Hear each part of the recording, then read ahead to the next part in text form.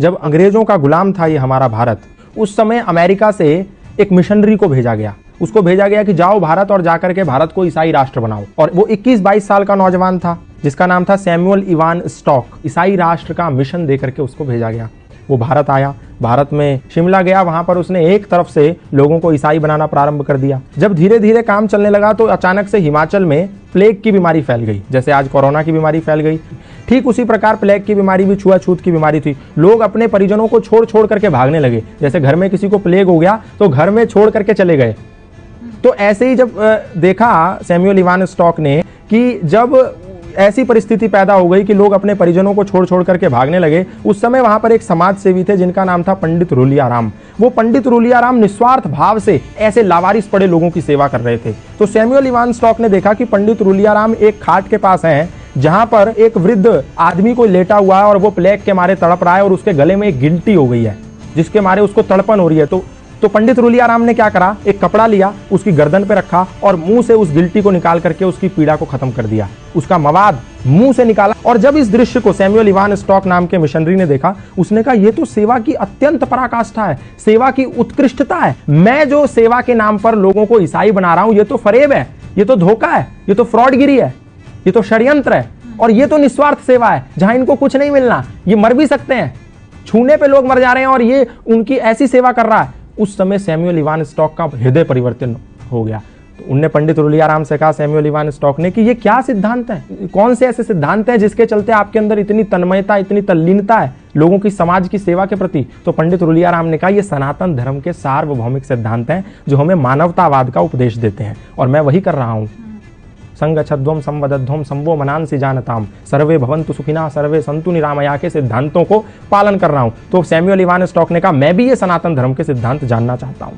तो Samuel Ivan stock को पंडित रुलियाराम ने सत्यार्थ प्रकाश दिया, द लाइट ऑफ ट्रुथ नाम की एक पुस्तक दी। बोला तुम ये पढ़ो और तुम्हें सनातन धर्म का पूरा सारांश पता चल जाएगा कि सनातन है क्या। सैमुअल इवान स्टॉक ने उस पुस्तक का अध्ययन किया। अध्ययन करने के बाद ऐसा हृदय परिवर्तन हो गया कि आया तो था वो भारत को ईसाई राष्ट्र बनाने, वो भारत को आजाद कराने की लड़ाई में कूद पड़ा। और जब वो लड़ाई में कूद पड़ा तो अंग्रेजों ने उसको जेल में बंद कर दिया। जेल में बंद कर दिया तो उसकी मुलाकात लाला लाजपत राय से हुई। जेल से निकल के आने के बाद उसने पंडित रुलियाराम से मिला और बोला कि मैं अब सनातन धर्मी बनना चाहता हूं और मैं अपना नाम भी, क्योंकि आपने जो मुझे सत्यार्थ प्रकाश दी थी, द लाइट ऑफ ट्रुथ, उसको पढ़ने के बाद मेरा हृदय सनातन की और श्रद्धा से भर गया है। तो मैं नाम भी अपना उसी सत्यार्थ प्रकाश से अभिप्रेरित होकर रखना चाहता हूं। अपना नाम सत्यानंद रखना चाहता हूं। और वो व्यक्ति सत्यानंद आर्य सन्यासी बन गया और भारत में रहकर के मृत्यु पर्यंत सनातन धर्म का प्रचार करता रहा। आप सोच के देखिए कि एक व्यक्ति जिसको भारत को ईसाई मुल्क बनाने के लिए भेजा गया था लोगों के साथ छल कपट करके, वो व्यक्ति सनातन धर्म का प्रचारक बन गया। उसने अपनी पत्नी को भी सनातन का प्रचारक बना दिया। अपने घर के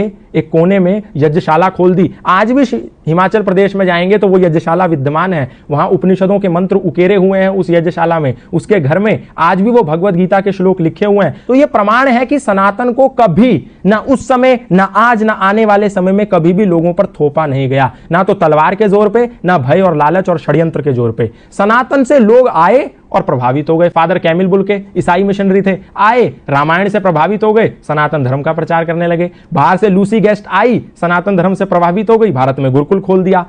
स्टैनफोर्ड की एक महिला आई, भारत में आके गंगा के पास बैठी, साध्वी भगवती सरस्वती बन गई। एक व्यक्ति स्विट्जरलैंड से पैदल भारत आ गया, 4 साल 18 मुल्क पैदा करते हुए। कोई गया था उसके कंधे पर बंदूक रखने और उसका नाम हो गया बैन बाबा। ऐसे बहुत सारे उदाहरण है, मैं बताऊंगा तो समय कम पड़ जाएगा। सनातन को कभी भी किसी पर थोपा नहीं गया। लोग आए, खुद बन गए। मौलाना महबूब अली खुद पंडित महेंद्र पाल आर्य बन गए। खूब सारे मौलाना, मतलब इमाम मस्जिद के, खुद सनातन धर्मी बन गए। हमने किसी को जोर नहीं दिया, किसी को जबरदस्ती नहीं करी, लोग आए और बन गए। तो इसमें हमारी क्या गलती है?